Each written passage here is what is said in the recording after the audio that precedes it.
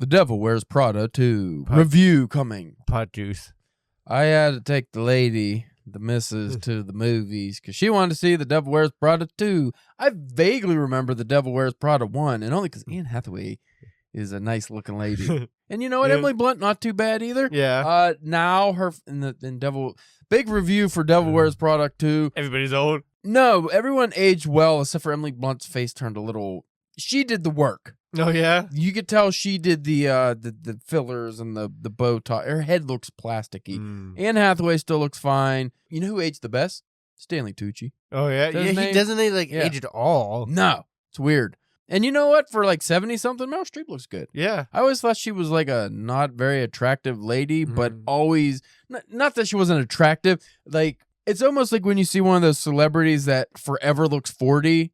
So when she's 20, you're like, that's not that attractive. But then when they're 60 and still look 40, you're like, okay. Oh, well, yeah. So it's one of those deals where she kind of looks the same. She has like gray hair, but that's about it. Now, was she as big of a bitch in this one as she Yeah, was? it makes me, I realized how like vapid and pointless the fashion industry is. Oh yeah, that's what did it? That's the whole point of everything. Well, I don't know. I never paid attention to the Met Gala and all that shit. But just watching that movie made me not like any character. I'm like, you're all terrible. And I didn't like anybody in it, but it was, I mean, I was very drunk watching it. Well, I smuggled in big beers, some big brewskis. Beers, some malt plural, beverages. plural. Yeah. So I got very hammered, and then after the trailers were over, I watched the movie very drunk. And it seemed enjoyable. I don't know. I also might do the same thing with the new Wuthering Heights starring Margot Robbie. Oh yeah, that's is that a movie? Or is that Netflix? Movie, and apparently it doesn't follow the book at all. It's good on its own, but it's as the trailer said, based on the greatest love story ever told. Oh, and if you folks listen to the episodes I discussed when I read Wuthering Heights last year, not the greatest love story ever told. A bunch of fucking assholes doing asshole shit. And nothing about it really makes me think it's a love story. So they made that a movie for the fucking 50th time. They made that movie like 100 times. I don't know. But you're gonna go see it? No, it's streaming. Oh, I'll just run it. Came out on Valentine's Day. What else, Spencer? Oh, we were complaining about reviews. yeah. Actual reviews, not Devil Wears Prada or any other nonsense I'm talking about. So we are both in the My Friends in Hell anthology.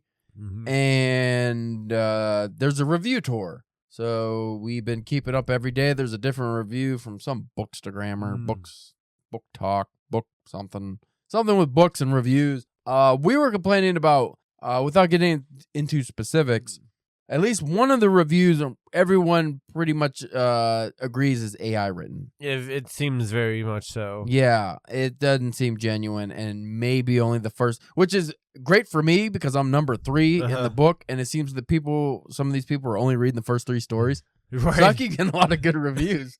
But we've also, which I found this out when I was in that Violent Advents, which also did a book tour, you get a lot of reviews that are very generic. Sounds very pretty. They say a lot of words, and nothing specific is ever actually mentioned. It's that old word soup. Yeah, so you don't actually get a single genuine review of one story, any story. Yeah. Now, I do appreciate, which I'm sure some of these reviewers will do, because usually there are at least a few real reviewers in there that actually read, if not all the stories, at least most of the stories. They'll actually pick their stories and tell you why.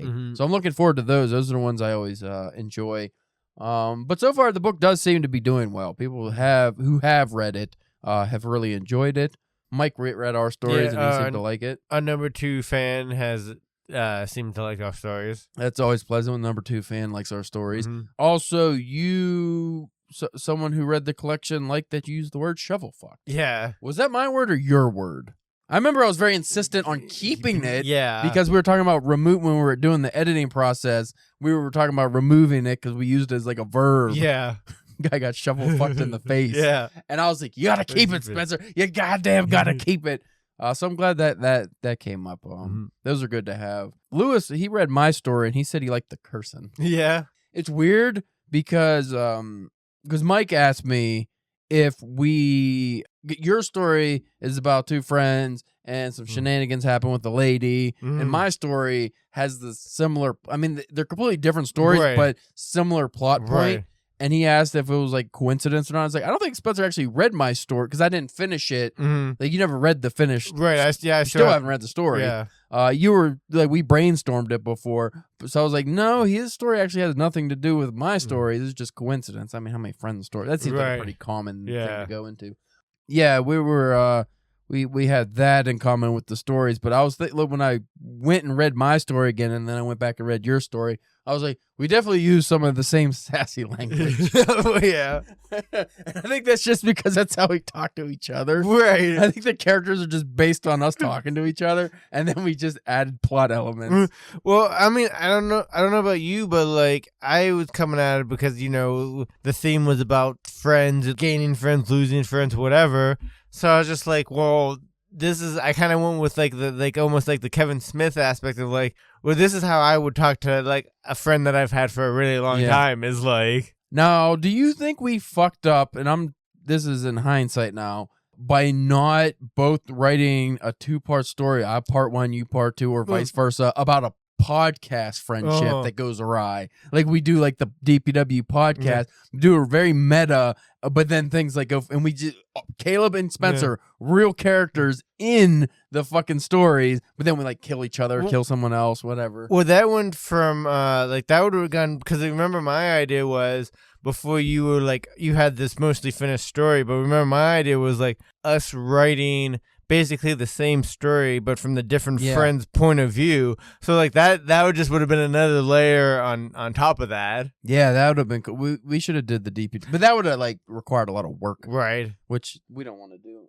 Nitro, you were wrapped up in my cord very strongly. What? How is it, dude? It's completely It's wrapped around his head. Oh my god! Oh my poor boy!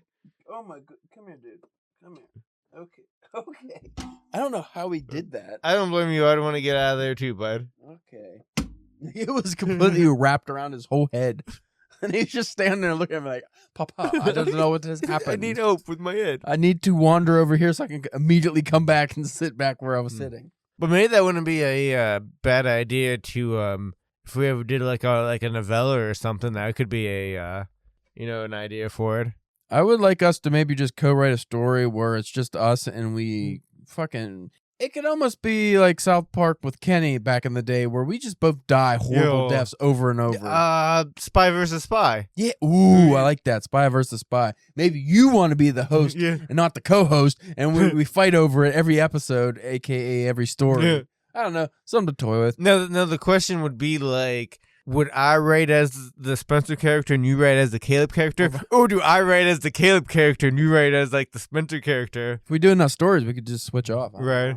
So anyway, that is something we talked about. That's the cold open. Yeah, it's good enough. We are going to discuss stories today because I don't got much else to go on. That's good. No, actually, I found some interesting things about my story in Starlite Pulp that I wanted your opinion on. Oh, okay. So we'll talk about that in 20 minutes maybe. Yeah. That'll be an episode in the books. And I don't know when it'll drop because I don't know how many episodes I got in the bank that I got to fucking edit. And Nitro's acting up for some reason. Anyway, stick around, folks.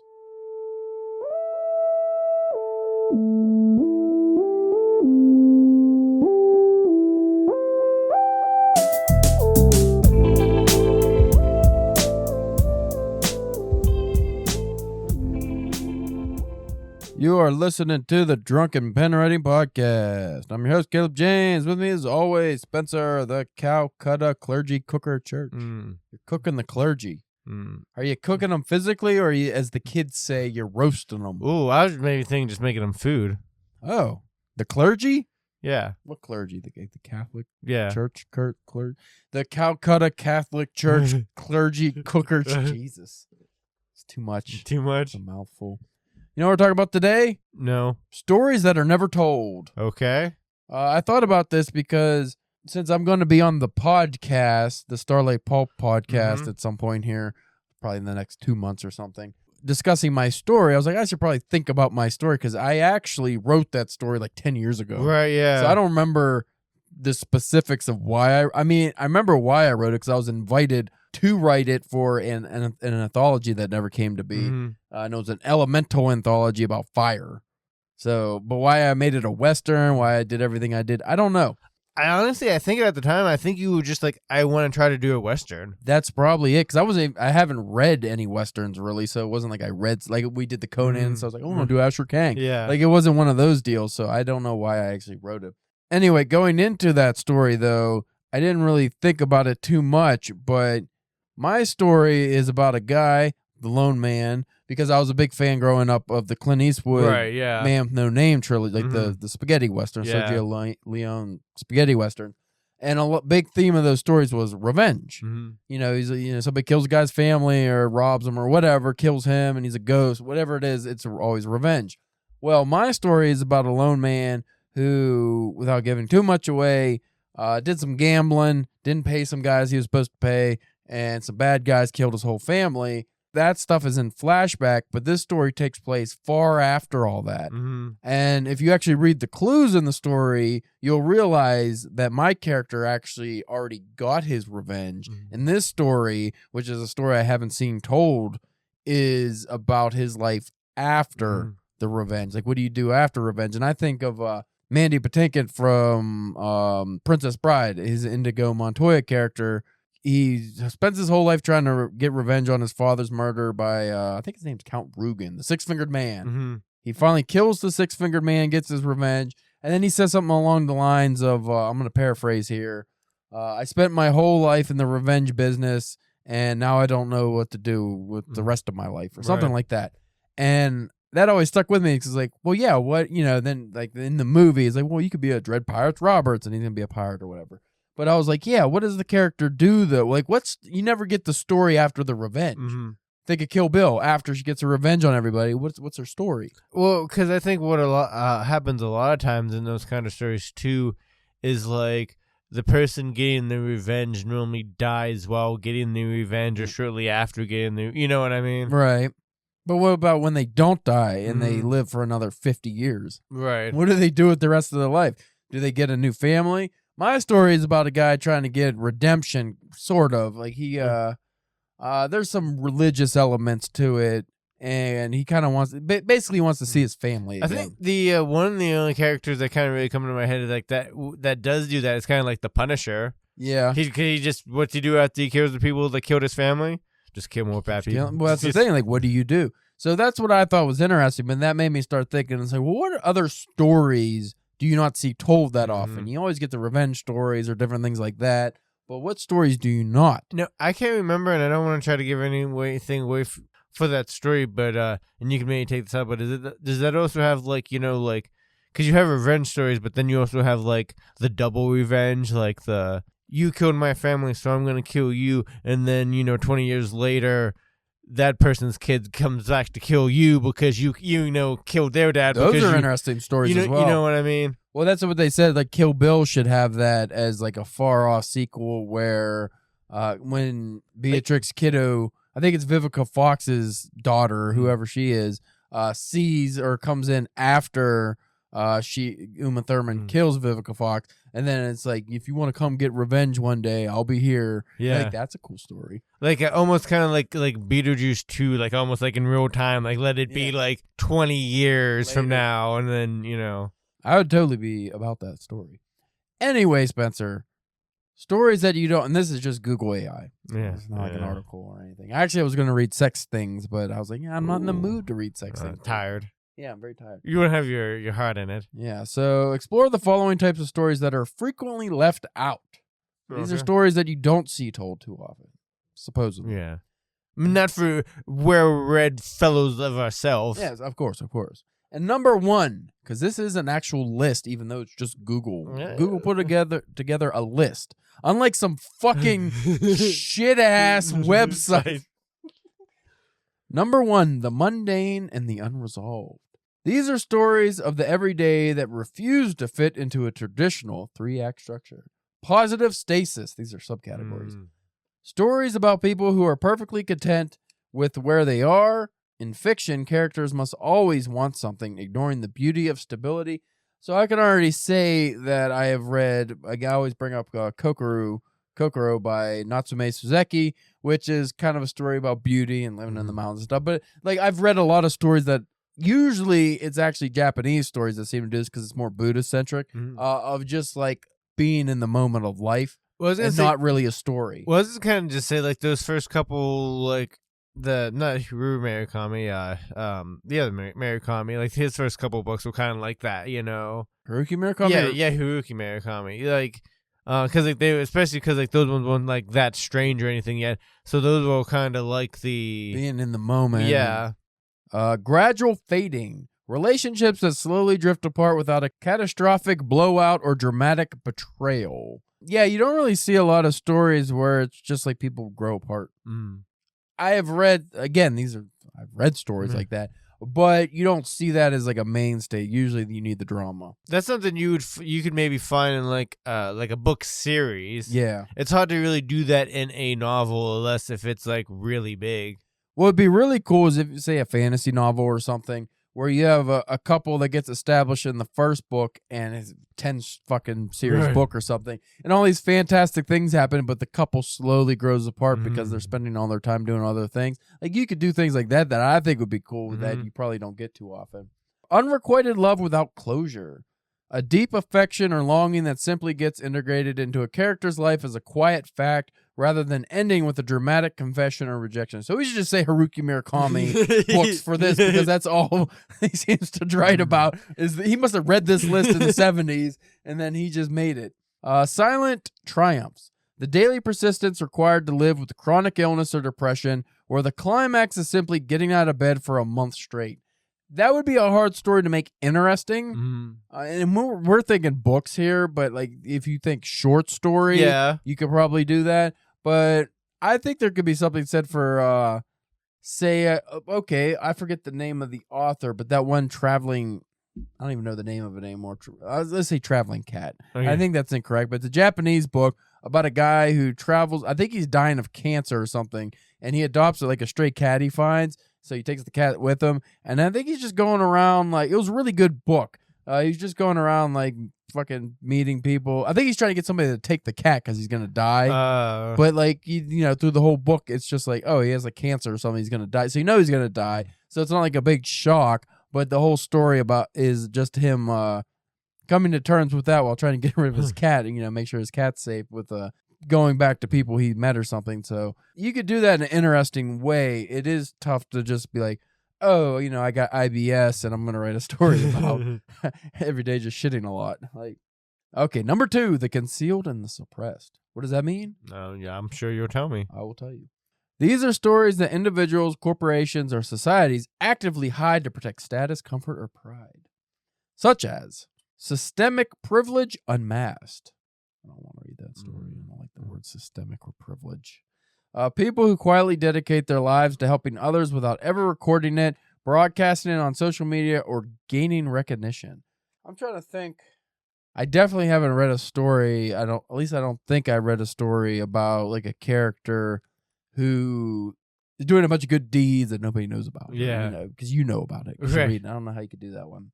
Secret acts of altruism. People who quietly dedicate their lives to helping. It's basically the same thing. Yeah. Yeah. No recognition. This is more interesting. Whistleblower grift. The stories of individuals who try to do the right thing only to be entirely crushed by legal and professional retaliation without a heroic, triumphant ending. You know why that story doesn't get told? Because no one wants a whistleblower story where the whistleblower goes to jail and nobody acknowledges them and nothing changes. That's a terrible story. That's real life. People read to get away from that stuff. If anything, you'd be like, you want to read the story where the whistleblower like gets rewarded and you know, or even if something bad happens to them, there's still change, you know. And finally, historical absurdity. Wildly unbelievable yet 100% real historical events like America's actual plan to nuke the moon or the dancing plague of 1518 that are too strange for mainstream history. Get the fuck out of here. Those are getting told. Like people that you might not have read them because they're not popular, but those stories have all been told. Who wouldn't want to read a story about some fucking idiot America that's trying to nuke the moon? That could be easily a Confederacy of Dunces type story. Yeah.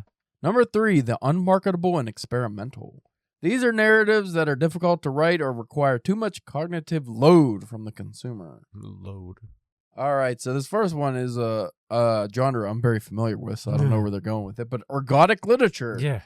Books and media that are intentionally require intense physical or mental effort to consume, e.g., stories told entirely in obscure footnotes, infinite jest, or alternate reality games that demand hours of research. I've read a lot of these fucking shit books. But how many of those are like newer books? Those are like older books, right? House of Leaves, ergodic literature. That's something like 2006 or something. Yeah. So not that new. People were making them. It's just who's reading them. Yeah. They're out there. Unreliable memories. Narratives told from a completely fractured, non-chronological, or severely confused perspective. These have been told a lot. Well, and yeah. a matter of fact, because the examples they say is like dementia or deep psychological trauma. Actually, a lot of editors we talked about in the past do not want these kind of stories anymore because they've been told so much, or they get submitted so much. And if you're gonna do that, like just do the unreliable narrator. Yeah. Pure show don't tell. Meandering slice of life narratives that contain zero external plot, relying entirely on the audience's ability to vibe with the characters' internal reflections. So I have this will debunk fucking Google AI immediately. So I just yesterday listened to, as you know, or probably would know if you ever paid attention to me, Spencer. I don't. I listened to the Great American Novel podcast, and they always talk about great American novels, as the title suggests. And the newest one they just read and talked about was American Pastoral by Philip Roth. And that book, they said, which made me not want to read it, is entirely tell, don't show. Oh. Like, he doesn't show anything. He just tells everything. And it's exactly what that last one said was and won the Pulitzer Prize. So fuck you. Like, Philip Roth, Pulitzer Prize winner for that shit. That story's been told. I was gonna say, do they do just like, is it like newer like American novels, or do they go and do? No, like it's like the the Great American Novel. Yeah. So you think of But whether they'll jump back and forth between, like, they'll do like a more modern one and then go do an old one, or do they? I'll bring up just the list of episodes. No, they generally don't do modern ones because there's Great American Novels anymore. Sadly, I think the newest one, if they have, I don't even remember, but maybe like a Colson Whitehead novel or something. So just going backwards, American Pastoral. Well, I guess that maybe they try to do it within dates of them, like, you know. Yeah, they did Walker Percy's The Moviegoer, Flamethrowers by Rachel Kushner. Some of these might be newer, I don't know. So a lot of these I haven't heard of, but Ernest Hemingway's A Farewell to Arms. They do a lot of classics. Usually a lot like mid 20th century books. Well, I was gonna say, like, especially like that first chunk of the number one and all of its subsets, it's just like, I see a lot of that in comic books. Yeah. Because you're able to do things. And like I said, it's a serial medium. So you can have, like, you know, Spider-Man got mad at somebody or whatever. And then you don't see that character for like another 20 issues or something like that. So if you were to try to tell some kind of story that hasn't, hasn't been told is pretty hard to do. But like a lesser known type of story, what do you think you would go with? Like I said, I did a post-revenge story. Yeah. And it was good enough to get published, so at least, there's something there. Maybe it would help if I looked up common story tropes or something. Yeah, right. I don't know what to even look up for that. Common story themes, maybe? Maybe that'd be better. See if Google stereotypes? That's probably going to get it. Okay, good versus evil, love and relationships, coming of age, power and corruption, fate versus free will, identity and self-discovery, courage and perseverance, death and mortality. That doesn't help. I always find myself struggling with wanting to write the corrupt, like, versus corruption, like power and corruption kind of thing, but it's just like I can't ever I think like some things you could maybe say like that's a little bit involved in some stuff, but like to really kind of like tackle that kind of like that subject matter. But like I haven't ever came up with something yet to really like sink, Well, here's an interesting thought. because we think of 1984 and Fahrenheit 451 and all these apocalyptic, awful fucking shit stories that seem to come to, not shit stories, but, the subject matter sucks because it's real. Yes. The shitty situations that are in the stories. Here's the story that isn't often told, if ever. Animal Farm or any of these kind of tales of government overreach and awful things, but the good part happens. So, you hit the precipice of every one of these books, I'd imagine. I haven't read too many of them, but like Animal Farm, for example, there's a point where there's a convergence where it could be like, we have these two pigs get together and this is what the world is going to be, but then they split off and then you get the separation and it's like, which one's going to be the good pig? One gets run off and then, we got the bad pig. Yeah. So you get communism or whatever the fucking shit is and everything's awful. But what if it was the other pig? Yeah. And everything was actually good? What if we told the good story? Why can't we tell the good story? Why can't we tell the story where the farm gets together and all of a sudden you think, oh, shit's going to go bad, but then it doesn't. Yeah. The pigs don't turn into fucking asshole overlords. We get the good pig. Because that's the real fiction, Caleb. I know, but I want to read the good story. I want to read the fucking story where Atticus Fitch gets the guy off. Yeah. Not beats him off, gets him off, Well, but yeah. I want to read the story There's two story Caleb wants to do one story. I want to read the story where good things happen. And you know what? Happy endings. Okay, put it this way. Huckleberry Finn, yeah, Jim does get free, as far from what I remember. Like he doesn't go back to being a slave. Yeah. So like you can have these stories where not just a good ending, but like what if you actually steer into it and then tell a whole story where it's just good? See, why can't we have that? It's funny you brought up the Animal Farm thing because like I was thinking like I kind of wish that.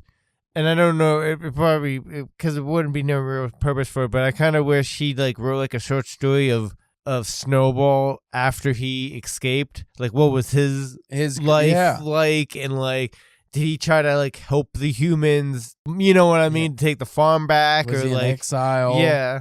That would be an interesting story. I don't know. Was he actually, was Napoleon actually right? Was he actually fucking around with there, You know what I appreciate about Lord of the Rings? Which a lot of people don't know because it's left out of the movies, I believe. When they left something out of those? Yeah. Sam and Frodo and Merry and Pippin and all that. Like when they go back to the Shire in the book, it is taken over by a fucking asshole. I think, is it Wormtongue maybe? I don't remember.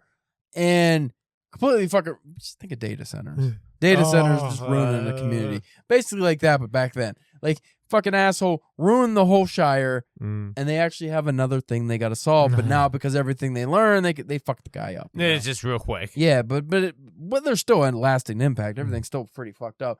But you get to see what happened after they already saved the whole world, but they still have to save their world. So you didn't just get, they just go off into the sunset. There is no sunset for them. The life continues, and there's more story. And I appreciate that because you don't get that often. Usually it's like when the ending happens, it's like, okay, good, that's the end. No, I want more shit to go down. I want to see what happens when you get back because your life's not the same, And, small towns are not going to be the same, even though the big bad is killed or whatever. You still got the little bads. Now, at the time when you were first reading that, were you like, well, this is kind of odd. Like, they did, I didn't expect it. They got rid of the ring because, like, man, that sounds like that's probably at least another, like, 15 to 20 pages probably. Yeah. Of story. It was either Wormtongue or maybe Saruman came and fucking took over. I forget. But, no, it was longer than 20 pages. Yeah. Yeah, there's a whole thing they had, like, everything was fucking terrible. Like, you get to the part where they destroyed the ring, and you're just like, why is there so much book left? Why is it so, why is everything awful still? But you actually got to see these characters continue their evolution. Well, that got to be, like, a real kick in the dick. It's like, I saved everybody from everything, but yet my fucking home gets destroyed, like. Yeah, but it's realistic. Yeah. Yeah, that's fair. Well, you know what? And this might be putting a lot on the table here, but because everyone says, even though Tolkien hated allegory, they say Lord of the Rings is an allegory for World War I, which was was in, Yeah. And it makes sense because what happened to, like, for instance, Tolkien, the English, when they go home to their fucking bombed out cities after the war's over. Yeah. Everything's still shit. Yeah. They got to rebuild. They got to Right. like go back. It's not just like America who just went back and everything was normal. Like everything was fucking destroyed. That's another story that you don't get told that much. Like now I've read some Yukio Mishima books that were kind of touch on this, but you know, think about like the Japanese after World War II. They lost and like so many people died and their cities were destroyed. There was huge bombings that destroyed everything. How did they rebuild and just go back to life? You know, what was life like then? Well, that's like, I don't think when you get like those Americans that like don't care about when we're in like a pointless war and stuff like that. It's like, because you're like, you don't feel any of that. Yeah. Your home's not the one getting bombed and destroyed constantly. Yeah, exactly. For something that your government might have done or may or may not have done. Like just was, you know, you have oil or something. Yeah.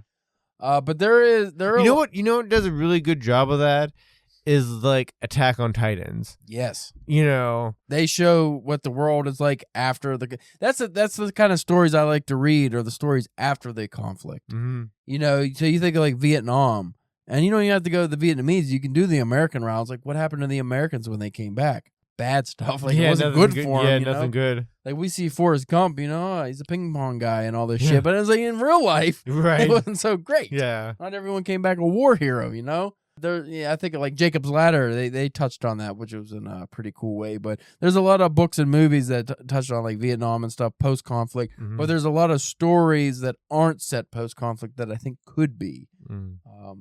Even like after, you know, Animal Farm, what happens after, you know, we get to that bleak ass ending? Yeah, but that can't stay like that, right? I mean, I guess we're about to find out. Anyway. That's an episode. Fuck, I don't want to talk about Animal Farm no more. That was one of the best awful books. Right. Fuck, man. And it's so, because it's crazy because, like, it's written so well, and, like, it's also written, like, a children's book. Like, I feel like, you know, once my niece would get into, like, actually being able to read, like, you want her to read Rage. Well, I feel like she could be able to read it. Yeah. You know, like, you know what I mean? It's not, other than maybe, like, some of difficult words here or there. But, like, it's written in such a style that, like, and it's a shame, too, that, like, they fucking want to take that out of fucking schools. It's like, no, like, that's a fucking recommendation. Like, every history class, like, not even for English class, that should be, like, a history class book you should read. Would you put that in one of the top 10 books ever written? Probably. I mean, granted, it obviously is a product of its time. You know, communism and everything, but I feel like... But it's also everlasting. Like, it's evergreen in a way. Like, because you're always going to have that. Because you're going to have that no matter what, because you could either look at as, like, Republicans versus Democrats or Democrats versus Republican, depending on your own point of view and how you think of things. Like, you know. And that's just our country. Like, every country has a version of that. Yeah. I would have to say that's one of the top 10 books ever written. If I had, I'm not going to do a whole 10 list, but like Crime and Punishment, because you have to actually go to the theme of the books. So like a Crime and Punishment would have to be one. I wish you read it, To Kill a Mockingbird. Yeah, hopefully this year will be the the year, since I'm on my Japanese influence kick at the moment. I have a suggestion for you. I might as well just make it on there. Yeah. Okay, instead of going to the top 10 list because that'll drag things out. So, right now, you're because I'm still reading Gravity's Rainbow. Right. It's going to take me at least 2 more weeks, minimum. So and that's being lucky. Because I know you wanted to read The Ham on Ryan as well as I do for Charles Bukowski, but I'm not going to be there with you if we do it now. So, you have a choice. I mean, unless you wanted to read something else already set in the queue. Wild Sheep Chase, which you already planning on reading. Right, yeah. You could knock that out. Or you could now jump it up in the queue and read Kill a Mockingbird. Yeah, yeah. Because it's not a long book. Right. How angry do you want to be? That's a fair question. But I can't keep making these Boo Radley jokes. These Boo Radley jokes without you here. Okay. You need to read. So we can really go hard on Boo Radley. He's a fucking hero. Fucking gross looking guy. So I'll let you decide that. But anyway, folks, that's an episode. I don't know when this comes out anymore. I don't know much of anything, but we're getting ahead on things, but then we'll be behind at some point probably. Always. So anyway, you can check us out at DPW Podcast.